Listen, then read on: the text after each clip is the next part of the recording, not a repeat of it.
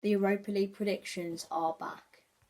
Guys, welcome back to another video on the channel, and today welcome to my Europa League playoff first leg predictions.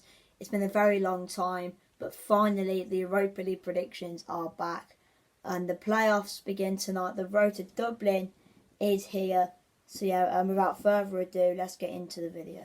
And of course the first game is from the Stadion Feyenoord in Rotterdam, and this game is probably the standout tie of the playoff round in the Europa League. It is Feyenoord against Roma, and I'm looking forward to this game. It should be a really good game. Of course, Feyenoord currently second in the Eredivisie, 10 points behind PSV, who are having a great season.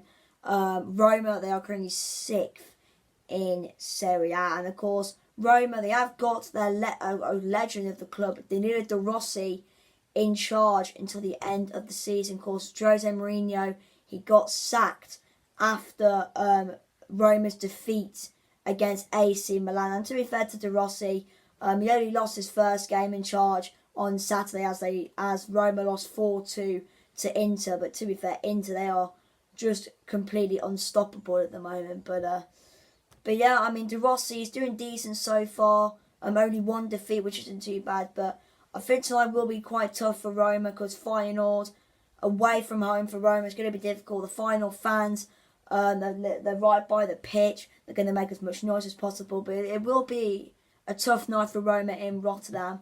I mean, I don't know if their fans are allowed out there because I swear there's some rule that Roma fans can't go to the Is that Lazio? I can't remember, to be honest, but it's either Lazio fans or Roma fans that Roma fans can't go to Rotterdam and Feyenoord fans can't go to Rome. I think there's some rule like that, but I don't know. But yeah, I mean, there's one man in the Feyenoord team who is just a beast. He scores goals. Don't know how he's still at Feyenoord. I mean, surely one day we'll get him moved to that Prem team. And I'm on about Santiago Jimenez, the Mexican striker. 19 goals and 4 assists in 20 appearances in the Eredivisie this season. I mean, yes, it is the Eredivisie. It's not the best league in the world, but I mean, that guy is just absolutely incredible. I mean, I think United are linked with him. Spurs were interested. Some other teams were interested. I mean, that Santiago Jimenez, he knows how to find the back of the net. And I mean, I don't know, for a club like, I don't know, probably Chelsea could do with him because he will find the back of the net for you. But yeah, I mean, Brighton fans, they'll know Johan Batch. Of course, he's doing decent at finals. He's nearly made 100 appearances, which is fantastic for him. But I mean, I think there's 2 players in the Roma team that have a very strong connection with, and for me, that's Romelu Lukaku and Paulo Dybala. I think them two have a very strong connection. They know where to find each other, and yeah, I mean, Roma's midfield's quite decent as well. Defensively, they're decent as well. Of course, Roma did sign Angelino on loan from Leipzig. Didn't have the best performance last time out against Inter, but on his debut against Cagliari, looks like he had an alright performance. But yeah, I think this will be a good game in my opinion. I'm going to go with a 5-goal thriller. Prediction, I'm going to go home advantage. Final 3, Roma 2. I'm going to go 3-2 to the Dutch. And now we head to the Rams Global Stadium in Istanbul in Turkey. It is Galatasaray against Sparta Prague. Of course, Galatasaray. Of course, I did watch some of their games when they were in the Champions League, and they do look a decent team, Galatasaray. But of course, they'll be gutted that they've lost their right back, Sasha Boye. Has left the club. He has gone to Bayern Munich. That's a big loss for Galatasaray, and I'm sure they want to get someone just like him in that position. I mean, Sparta Prague. They're currently top of the Czech Republican League. They've only lost 1 game this season, which isn't that bad. And in Europe, they're doing decent. So, yeah, maybe Sparta Prague could shock Galatasaray. But for me, I feel like Galatasaray being at home, I think they should win with them being at home. The atmosphere. Galatasaray fans are mad, by the way. I think they got like one of the loudest fans in the world or something, which is just incredible, to be honest. But yeah, I think Galatasaray will win this one 3-0. So my prediction is Galatasaray 3, Sparta Prague 0. Okay, then, and now we head to Germany from the Volkspark Stadion in Hamburg, when we're not actually watching Hamburg. It's Shakhtar Donetsk against Marseille. Of course, Shakhtar, of course, they have to play in Germany, obviously, because of the situation that's going on in Ukraine at the moment. But yeah, of course, Shakhtar dropped down from the Champions League. Did decent in there. They beat Barcelona impressively, which is quite good because Marseille are the visitors to North Germany tonight. Of course, Marseille, they came second in the group stages in the Europa League. They did decent. Of course, Brighton had to play against them in the Europa League. Brighton got a point at the Velodrome and they actually won at home, which was quite impressive. I remember watching that game. I mean, Marseille, they got a few players who you should recognise. Of course, they've got Aubameyang, they've got Iliman Ndiaye. Sheffield United fans will know him. They have got a few ex-Prem players and a few players that people will know Marseille. But yeah, I mean Shakhtar. I know a few of their players because you've got Georgi Sudakov. Then you've got Alexander Zudkov as well.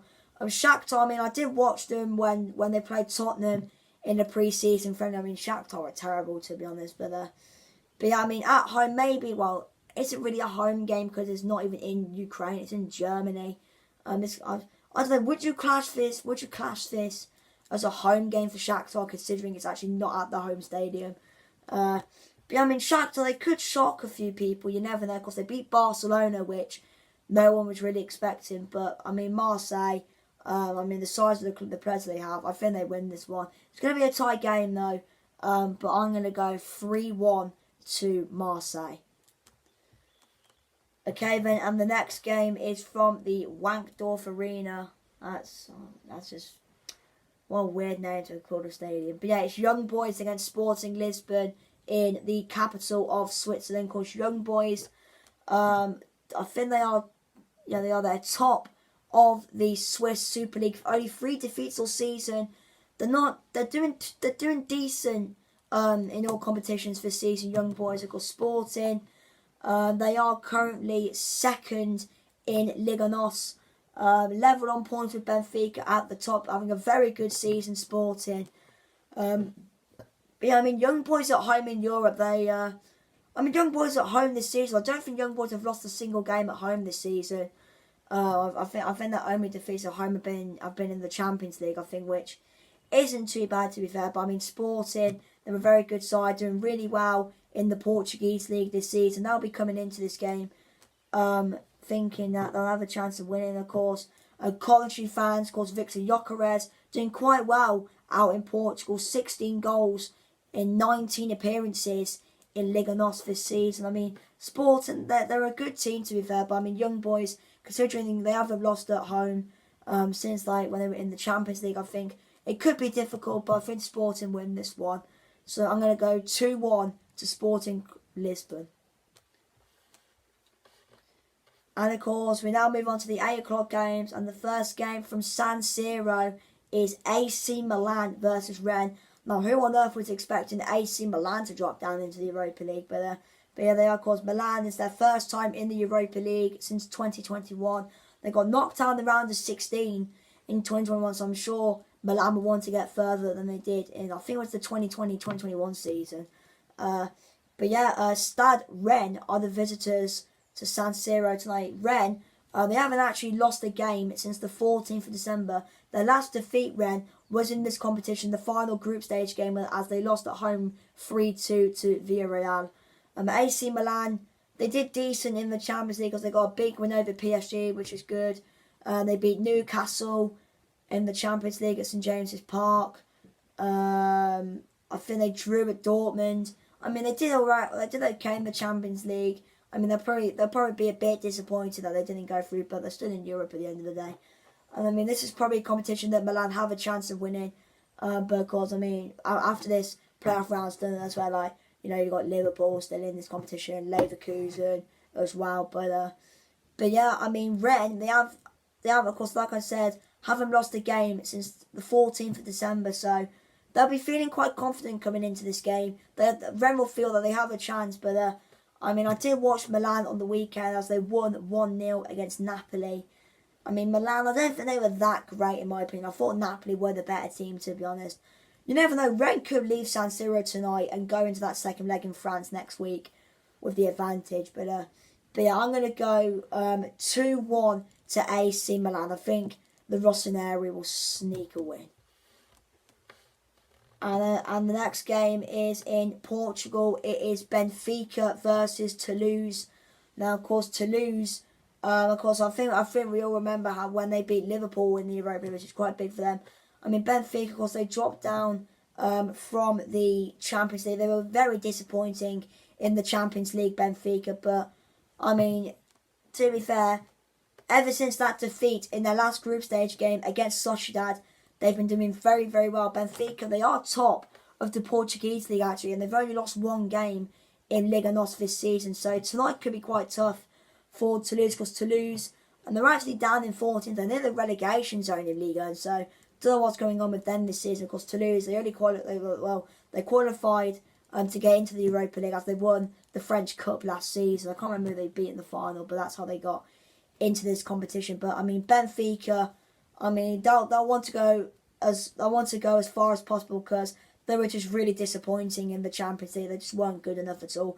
And I'm not gonna lie, I was really expecting a bit better from Benfica in the Champions League. But yeah, I mean, because they have got a few decent players in there. So of course, Di Maria, of course he's obviously signed from PSG. I think was it PSG or Juventus even. He signed from Juventus actually, but he's doing decent out in Portugal, getting the goals and contributing to that. João Mario as well, good player in the middle of the park.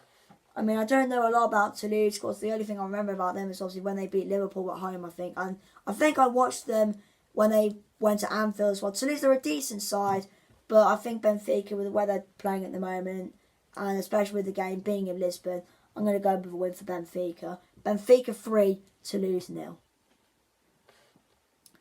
And of course, the penultimate game, we are staying in Portugal. We're heading to the Estadio Municipal de Braga as Braga take on Karabag.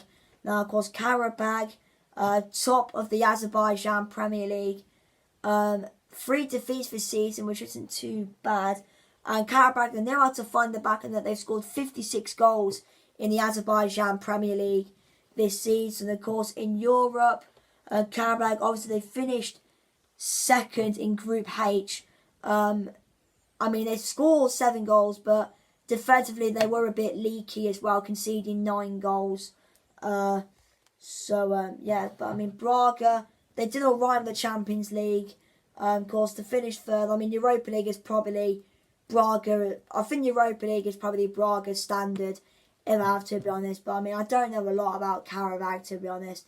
But I mean, I did look at their couple of results in the Europa League. I mean, they drew with Molde, beat Hacken. I mean, the only team they lost to was obviously Leverkusen, because they're just unstoppable at the moment, Leverkusen. But yeah, I think Braga win this one. Karabag, I mean, they could shock everyone with a win, but I'm going to go with a win for the Portuguese. So 2-1 to Braga is my prediction. And the final game is from the Stade Bollard de Lys in Lens in France. It's RC Lens against Freiburg. Of course, Lens, they dropped down from the Champions League. Freiburg obviously finishing second in their Europa League group. Obviously, that's obviously why they're in the playoff round. Lens, of course, they are currently sat 6th in Liga, which is decent to be fair. Freiburg 7th in the Bundesliga. Freiburg, I did watch a little bit of their game against Dortmund on Friday. I mean, going forward, they look decent, to be honest. But yeah, I mean, Lens, of course, they did beat Arsenal at home in the Champions League, which is a big win for them. I mean, Lens at home recently, I mean, they've been alright, to be fair. Of course, I mean, the only big team they've really lost to recently at home is obviously Paris Saint-Germain. But yeah, I mean, Lens, I think with the game being at home, they will have the advantage coming into this game. But Freiburg have got some good attacking options going forward. Of course, they've got the Italian Vincenzo Grifo. He looks quite decent. I mean, up front, they've got the Austrian Michael Gregorczyk, which he's decent. Of course, they've got Salia as well. They're a decent team, Freiburg, and so are Lens, to be fair. But, of course, they have been... I mean, losing Louis Oponda to Leipzig is a big loss, because their main... I mean, they have been probably struggling for goals from their replacement, the man they got from Montpellier in 2020. He's only scored 5 goals in his career since leaving Montpellier, but yeah, I mean, but they still know how to find the back, and that Florian Sotoka's decent going forwards, gets the goals when required, and you could say the same with Morgan Guliavogi as well. He's only scored 2 goals, but occasionally can find the back of the net as well. And I mean, as I am a little bit Polish, Preslamsor, Frankowski, little good player out there in Lons as well. But yeah, my prediction for this game, I'm gonna go with an away win. I just think attacking wise, Freiburg, Lons, I don't know why they let Louis Oponda go to Leipzig, but they need to get a striker in the summer. So I'm going to go with a 2-1 away win for Freiburg. Anyway guys, thank you for watching this video. Smash like, subscribe, and I'll see you in the next video.